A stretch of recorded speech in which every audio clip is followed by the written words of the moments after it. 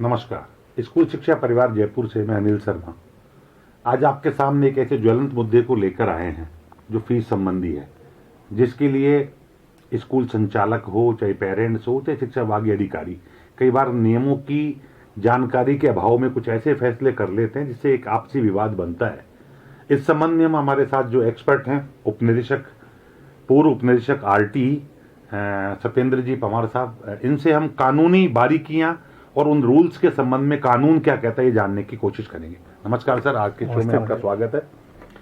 Sir, basically fees का मामला एक ज्वलंत मुद्दा है, क्योंकि डेफिनेटली प्राइवेट स्कूल को फीस चाहिए, फीस के आधार पे ही वो अपने सारे खर्चे संचालित करता है प्रबंधन, और पेरेंट्स कई बार फीस जमा नहीं करा पाते, कई बार उनकी आर्थिक स्थिति खराब होती है, कारण कुछ मानसिकता के होते हैं। तो इसको लेकर जो कोरोना काल चला उसमें फीस का रूल क्या था, सुप्रीम कोर्ट में गया, वो क्या कहता है? इसमें जी कोरोना अवधि से जो फीस प्रभावित हुई वो हुई सत्र 2020-21 की जी। क्योंकि कोरोना का इतना ज़्यादा प्रभाव था कि उस समय कुछ बच्चों की तो ऑफलाइन क्लास भी नहीं हो पाई जी जी। उस स्थिति में कितनी फीस ली जाए इसके संबंध में कुछ हाई कोर्ट में भी केस हुआ, लेकिन फाइनल जो निर्णय हुआ वो सुप्रीम कोर्ट का हुआ। और सुप्रीम कोर्ट ने जो अपना निर्णय दिया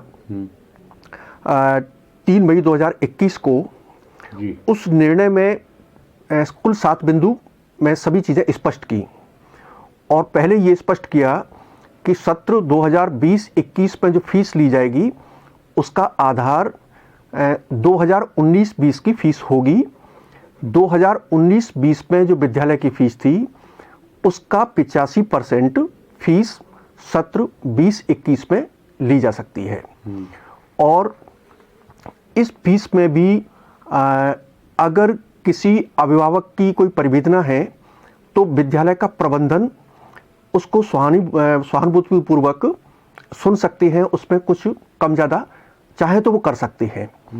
बाकी तो 85% लेने के लिए विद्यालयों को स्वतंत्र किया गया, लेकिन इसके साथ में एक शर्त जोड़ी गई कि ये जो फीस है वो 6 इंस्टॉलमेंट में डिवाइड करके, इक्वली डिवाइड करके, और इसको अगस्त 2021 तक लेना था। और इसके अलावा इस बीच में बच्चों की ऑनलाइन या ऑफलाइन किसी भी प्रकार की शिक्षा चल रही है उससे बच्चे को बाधित नहीं करना था। अगर कोई ज़्यादा ड्यू है या वो इंस्टॉलमेंट में कुछ थोड़ा 1-आध महीने की लेट हो रही है तो एक एफिडेविट लेकर के अभिभावक से और उस बच्चे को कंटिन्यू ऑफलाइन या ऑनलाइन क्लास देनी थी। और साथ ही इसी पैरा 117 में जो डिसीजन था उसमें यह भी स्पष्ट किया कि अगर कोई बच्चे जो बोर्ड में बैठने वाले हैं, चाहे वो बोर्ड 10वीं का हो चाहे बोर्ड 12वीं का हो, उस बोर्ड की परीक्षा में भी बच्चे बैठेंगे, उस बोर्ड की परीक्षा से बच्चों को वंचित नहीं किया जाएगा। लेकिन फीस में जो 85% तय की गई थी उसमें रिलैक्सेशन नहीं था। अगर विद्यालय प्रबंधन चाहे तो उसको थोड़ा सहानुभूतिपूर्वक किसी गार्जियन के लिए कुछ कम कर सकते हैं। बाकी अगस्त तक पूरी फीस अभिभावक को उसमें जमा करानी थी। हमारी रिसर्च के दौरान ये चीज निकल कर आई कि अंडरटेकिंग के आधार पे बच्चों को अलाउ किया जाना था और 85% लेना था। ठीक है, ये भी निकल कर आया कि ये फीस केवल 20-21 के मामले में थी, 21-22 के मामले में नहीं थी। तो 21-22 के मामले में क्या स्थिति है? तो इसमें जी सुप्रीम कोर्ट के जो पहले का निर्णय था 3 मई 21 का, उसमें भी स्पष्ट था कि जो फीस है, ये जो पूरा भी फॉर्मूला दिया जा रहा है, चाहे वो इंस्टॉलमेंट बनाने का हो चाहे फीस को जमा कराने में टाइम का रिलैक्सेशन हो, ये केवल 20-21 के लिए था। और उसी ऑर्डर में ये भी स्पष्ट किया गया है कि विद्यालय की जो 21-22 की फीस होगी उस पर इसका कोई भी प्रभाव नहीं होगा, वो 100% होगी। और जो भी विद्यालय प्रबंधन टाइम निर्धारित करता है उस टाइम में वो फीस जमा कराई जाएगी। 2 चीजें तय हो गई है हमारे एक्सपर्ट पैनल के आधार पे कि 20-21 की फीस थी वो केवल 20-21 के लिए थी। जो भी सिस्टम था कि बच्चों को आप एग्जाम से बाहर नहीं करेंगे, अंडरटेकिंग लेके करेंगे, जो भी वॉट एवर में भी देयर, 21-22 में मैनेजमेंट स्वतंत्र है अपने तरीके से फीस लेने के लिए, अपने तरीके से कार्रवाई करने के लिए। ये क्लियर है सर? ये बिल्कुल स्पष्ट है। सुप्रीम कोर्ट के 1 अक्टूबर 2021 के आदेश के अनुसार ये क्लियर है। सर एक चीज और निकल कर आती है, यदि कोई अभिभावक फीस जमा नहीं करवाता है तो विद्यालय प्रबंधन को अथवा डीओ को किसको कार्रवाई करने का अधिकार है? देखो, इसमें सुप्रीम कोर्ट ने जो अपना निर्णय दिया था वो 2021 के लिए दिया था, और 3 मई को 21 को जो निर्णय दिया था उसको बाद में 1 अक्टूबर 2021 को फिर क्लैरिफाई भी किया। और उसमें यह था कि 2021 का अगर कोई ड्यू है तो उसके संबंध में वो सेवाएं रोक भी सकते हैं, और मतलब अब विद्यालय प्रबंधन अपने हिसाब से कार्रवाई करने के लिए स्वतंत्र हैं, ये क्लैरिफाई किया था। और 21-22 की फीस का जहां तक इशू है, इसके संबंध में तो 100% निर्णय विद्यालय के प्रबंधन को ही लेना है। सुप्रीम कोर्ट की जो ऑर्डर था वो इस पर कहीं भी प्रभावी नहीं है। और ये तय है कि यदि कोई बच्चा फीस नहीं देता है तो विद्यालय प्रबंधन उसकी परिस्थितियों पे विचार करके उस पर कार्रवाई कर सकता है। यहां हमारे कहने का मतलब कतई नहीं है कि बच्चे को शिक्षा से वंचित करें, पर निश्चित रूप से इसका मतलब यह भी है कि पेरेंट्स हो चाहे स्कूल प्रबंधन हो, दोनों को ही रूल्स के तहत तो चलना ही होगा। ये किसी विवाद का विषय नहीं है। Clear sir? ये तो स्पष्ट है। अब ये बात आती है सर, बेसिकली कुछ पेरेंट्स फीस जमा नहीं कराते और सुप्रीम कोर्ट के 3 मई के आदेश को लेकर वो जिला शिक्षा अधिकारी या मंत्री के चले जाते हैं। तो इसमें जिला शिक्षा अधिकारी, मिनिस्टर या सेक्रेटरी को कहां तक अधिकार है? इस पर अनिल जी, मतलब 2020-21 के रेफरेंस में तो सुप्रीम कोर्ट ने ही स्पष्ट कर दिया था। 21-22 का भी जहां तक इशू है, फीस के मामले में फीस का जो निर्धारण है वो चूंकि फी रेगुलेटरी कमेटी से होता है, तो एसएलएफसी या डिवीजन लेवल की जो कमेटी है यही इसके संबंध में कोई निर्णय ले सकती है।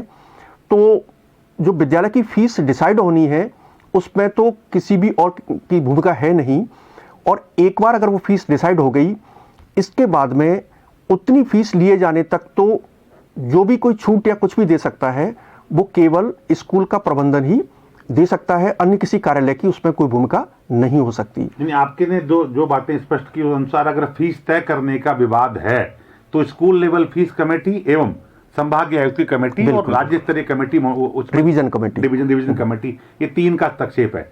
यानी किसी क्लास की फीस क्या होनी चाहिए, क्या नहीं होनी चाहिए, इसके बारे में जिला शिक्षा अधिकारी, डिप्टी डायरेक्टर वट में भी शिक्षा विभाग का कोई अधिकारी सीधे हस्तक्षेप नहीं कर सकता कानून के तहत। Right sir? हाँ, फीस तय करने में नहीं है कोई भूमिका सीधे। अब सवाल है, तय फीस हो चुकी, अब पेरेंट नहीं दे रहे हैं और स्कूल मैनेजमेंट ने उसकी क्लासें रोक दी, उसकी टीसी रोक दी या कोई भी कार्रवाई कर दी, इस संबंध में जिला शिक्षा अधिकारी के या अन्य अधिकारियों के क्या अधिकार हैं? इस पर अनिल जी बहुत स्पष्ट है कि अगर फीस डिसाइड हुई है और डिसाइड की हुई फीस ही ली जा रही है, तब तक तो किसी भी अन्य कार्यालय की कोई भूमिका नहीं हो सकती। वहां तक तो विद्यालय प्रबंधन और विद्यार्थी के अभिभावक इनके बीच में ही कुछ छूट दी जा सकती है, कोई भी मतलब तीसरा पक्ष इसमें नहीं सुन सकता। लेकिन अगर कोई तय फीस है और उससे ज्यादा विद्यालय प्रबंधन चार्ज करता है, तब जरूर ये उच्च अधिकारियों को अब वो अनियमितता का मामला हो गया, मैं वहां नहीं जा रहा सर। मेरा तो सिंपल सा सवाल था, 10,000 फीस थी, तय थी, पेरेंट्स भी एग्री हैं, पेरेंट्स कह रहे मैं तो नहीं दूंगा, फिर भी क्लास लूंगा। इस संबंध में क्या, अभी मैं हाल ही में एक लेटर पढ़ रहा था, हमारे जयपुर के घनश्याम दत्त जाट संयुक्त निदेशक स्कूल शिक्षा, उन्होंने 9 स्कूलों को पाबंद किया है। उस लेटर के संबंध में सारा विवाद उपजाए, मैंने उनका भी पक्ष जानने की कोशिश की, तो उन्होंने कहा हमने स्कूल को बुलाया था, स्कूलों ने हम अगर सुप्रीम कोर्ट का रूल दिखा देते तो शायद हम ये आदेश ही नहीं निकालते। सैद्धांतिक तौर पे उन्होंने ये बात मानी भी। इस संबंध में 1 दिसंबर 2021 को सुप्रीम कोर्ट का ऑर्डर लेके मैं शासन सचिव पीके गोयल साहब से मिला था, उन्होंने डायरेक्टर को दिया, डायरेक्टर के सिर्फ रिपोर्ट आई कि मैंने जो आदेश दिया है, सुप्रीम कोर्ट का ऑर्डर है वो ठीक है, वहां से भी आदेश निकलना बाकी है, पर लीगल तौर पे ये तय हो चुका है, यह तय है कि जिला शिक्षा अधिकारी को या किसी अधिकारी को तय फीस को लेने के मामले में लेट करना, देर करना, जमा कराओ नहीं कराओ, इसके बारे में कोई अधिकार इसमें ये है कि एक बार परिवेदना सुनते समय ही, परिवेदना तो हर एक की सुनी जाती है, लेकिन सुनते समय ही स्पष्ट हो जाता है कि ये हमारे अधिकार क्षेत्र में आता है या नहीं आता। अगर तय फीस ही ली जा रही है और उसकी पेमेंट न होने की वजह से कोई सेवा बाधित की जा रही है, तब तो ये विद्यालय प्रबंधन के मामला है। ये एक स्पष्ट है कि जो सेवाएं दे रहा है प्रदाता, प्रबंधन, ये उसका अधिकार है कि फीस लेने के वो तरीके निर्धारित करे, जो फीस एक्ट के तहत तरीका है उससे फीस निर्धारित करे और अपने लेने के सेवाएं दे। अब एक चीज सवाल और आता है सर, राइट टू एजुकेशन, इसमें शब्द है निःशुल्क और अनिवार्य शिक्षा। इसका नाम लेकर हर अधिकारी किसी भी प्राइवेट प्रबंधन को कहता नहीं आप बच्चे को शिक्षा के अधिकार से वंचित नहीं कर सकते। मैं इस बारे में थोड़ा सा ये जानना चाहूंगा कि क्या इसकी जिम्मेदारी प्राइवेट प्रबंधन पर है या केवल सरकार पे है, राइट टू एजुकेशन की? इसमें देखो चीज़ें बिल्कुल स्पष्ट हैं कि फ्री एंड कंपलसरी जो एजुकेशन है, इसमें धारा 3 जो फ्री एंड कंपलसरी एजुकेशन की बात करती है वहीं स्पष्ट कर दिया है कि इसमें अप्रोप्रिएट गवर्नमेंट के जो स्कूल होते हैं, मतलब राज्य सरकार के जो स्कूल होते हैं, वहाँ एजुकेशन 100% फ्री एंड कंपलसरी होगी। लेकिन विद्यालयों की परिभाषा जो है 2N, उसमें नॉन गवर्नमेंट जो स्कूल हैं उनको फ्री एंड कंपलसरी एजुकेशन से अलग रखा है। हालांकि एक्ट के कुछ प्रोविजन जैसे 12(1) के तहत 25% प्रवेश लेना, ऐसे कुछ प्रावधान या कॉर्पोरल पनिशमेंट नहीं देना, वो ऐसी कुछ धाराएं लागू होती हैं। लेकिन फ्री एंड कंपलसरी का जहाँ तक सवाल है उसमें इन स्कूलों को शुरू से ही एग्जेम्प्ट रखा गया है। ये बड़ी स्पष्ट समझने की बात है कि कई बार शिक्षा अधिकारी कहते नहीं बच्चा को आप शिक्षा के अधिकार से वंचित नहीं कर सकते, तो ये ध्यान रहे वो सरकारी स्कूल में जाकर मुफ्त पढ़े, यहाँ तक ठीक है। प्राइवेट इस विद्यालय में किसी में भी जाता है तो डेफिनेटली उनको फीस जमा करानी होगी, ये क्लियर है और ये फीस एक्ट के अनुसार भी है और अधिकारी भी किसी इस नाम पे किसी संस्था को पाबंद नहीं कर सकते। सर एक सवाल और आता है लास्ट में पूछना चाहूंगा आपसे, किसी स्कूल की फीस बाकी है और बच्चा कहीं एडमिशन ले लेता है और वो टीसी के लिए आता है, प्रबंधन कहता है कि आप नो ड्यूज क्लियर करके फीस ले जाओ, लेकिन वो नो ड्यूज क्लियर नहीं करता और टीसी मांगता और इसकी शिकायत लेके जिला शिक्षा अधिकारी या किसी और अधिकारी के पास जाता है, तो क्या वो स्कूल को निर्देश दे सकते हैं कि इसकी टीसी जारी की जाए या नहीं, या वो टीसी रोकने का अधिकार है? दो सवाल है मेरे, क्या विद्यालय को टीसी रोकने का अधिकार है, प्रवेश पत्र रोकने का अधिकार है, या उनको अधिकार नहीं है? तो इसमें जहाँ तक राइट टू एजुकेशन का सवाल है, राइट टू एजुकेशन की धारा 5 और इसके संबंध में मानव संसाधन विकास मंत्रालय, आजकल जिसको शिक्षा विभाग कहते हैं केंद्र सरकार से, उनके रैशनल एंड क्लैरिफिकेशन जारी होते हैं। उनमें भी इस धारा 5 को स्पष्ट किया गया है कि हर हालत में बच्चे को टीसी लेने और दूसरे विद्यालय में प्रवेश लेने का जो अधिकार है वो है केवल सरकारी स्कूल पर। निजी विद्यालयों को वहाँ से अलग रखा गया है। तो इस पर सवाल ये आ जाता है कि आरटी टीसी देने के लिए कहीं बाध्य नहीं करता। ये विद्यालय प्रबंधन द्वारा दी जा रही सेवाएं और उसके चार्ज के संबंध में निर्णय है, तो विद्यालय प्रबंधन को और बच्चों को ही, अभिभावक को ही लेना है। तो अगर कोई फीस में रियायत या कुछ चाहिए तो वो विद्यालय प्रबंधन से बात करनी पड़ेगी और उसी आधार पर टीसी दी जानी है। अगर बहुत ज़्यादा कोई पेमेंट ड्यू है और विद्यालय प्रबंधन उस पर नहीं छोड़ना चाहता तो टीसी का राइट फिर बच्चे का नहीं है।